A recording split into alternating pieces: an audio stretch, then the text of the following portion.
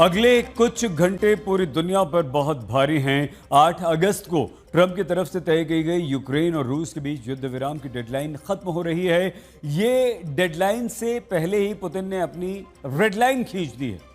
Trump ने अपनी 2 परमाणु पनडुब्बियों को तैनात कर दिया तो पुतिन ने यूरोप के दरवाजे पर अपने 4 परमाणु बॉम्बर्स तैनात कर दिए और इसके साथ ही रूस ने छोटी दूरी और लंबी दूरी की मिसाइलों की तैनाती का ऑर्डर भी दे दिया। मतलब यह हुआ कि ट्रंप और पुतिन के एक्शन से महायुद्ध की घंटी बज गई है और ये होगा विश्व युद्ध।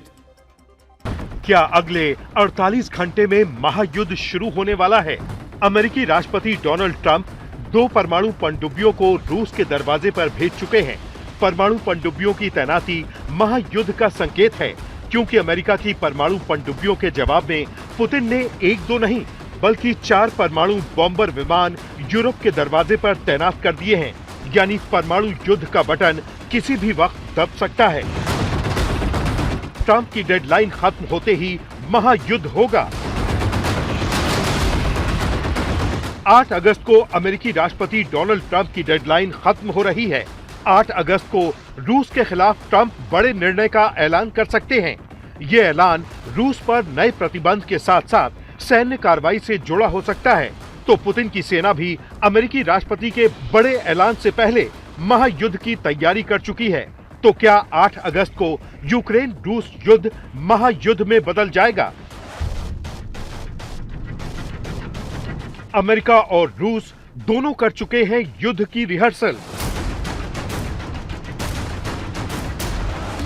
अमेरिका की परमाणु पनडुब्बियों की तैनाती के ठीक बाद जापान सागर में चीन और रूस की सेना महायुद्ध का रिहर्सल कर रही है।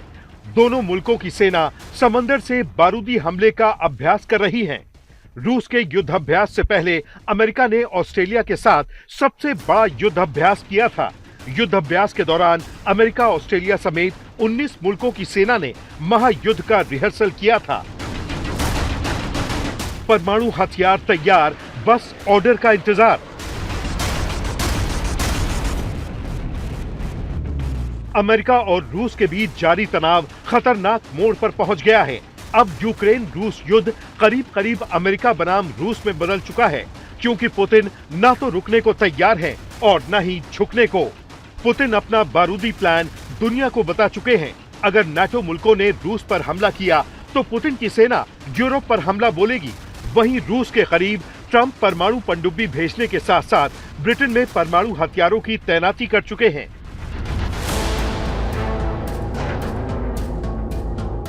महायुद्ध की घड़ी, दुनिया की धड़कनें बढ़ी। यूक्रेन रूस युद्ध पर परमाणु हमले की उल्टी गिनती शुरू हो गई है। पुतिन के परमाणु बॉम्बर विमान तैयार हैं। तो ट्रंप की परमाणु पनडुब्बी को ऑर्डर का इंतजार है।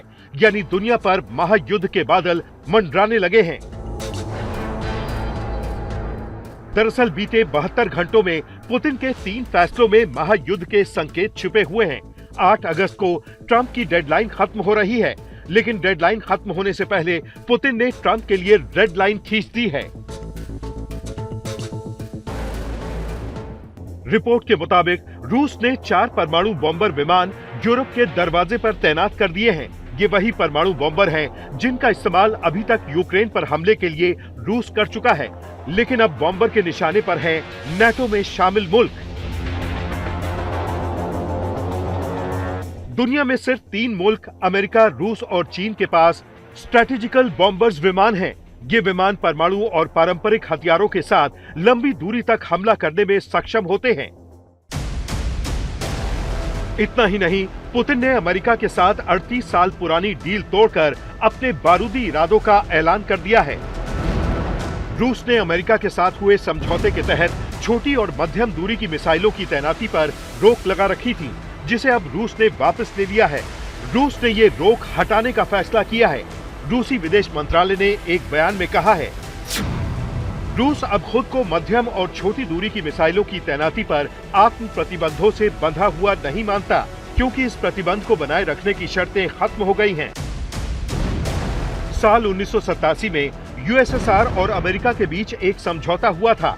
500 से 5500 किलोमीटर की दूरी तक मार करने वाली मिसाइल लॉन्चर, जमीन से लॉन्च होने वाली बैलिस्टिक मिसाइल और क्रूज मिसाइलों की तैनाती नहीं करेंगे। अमेरिका 2019 में मध्यम दूरी की परमाणु शक्ति संधि से हट गया था। तब से रूस कहता आ रहा है कि वो भी ऐसी मिसाइलें तभी लगाएगा जब अमेरिका ऐसा करेगा। हालांकि रूसी विदेश मंत्री सर्गेई लावरोव ने दिसंबर 2024 में संकेत दिया था कि रूस को रणनीतिक इलाकों में अमेरिका और नेटो की नीति और नियत को देखते हुए जवाब देने के लिए तैयार रहना होगा। अगर नेटो मुल्क यूक्रेन को लंबी दूरी के हथियार देते रहे तो ओरेशनिक मिसाइल का इस्तेमाल उनके खिलाफ किया जा सकता है। हम पश्चिम को चेतावनी दे रहे हैं, अगर रूस पर हमला करने के लिए नेटो से सप्लाई की गई मिसाइलों का इस्तेमाल कीव करता है तो हम ओरेशनिक मिसाइल का इस्तेमाल कर यूक्रेन से बाहर भी जवाब दे सकते हैं।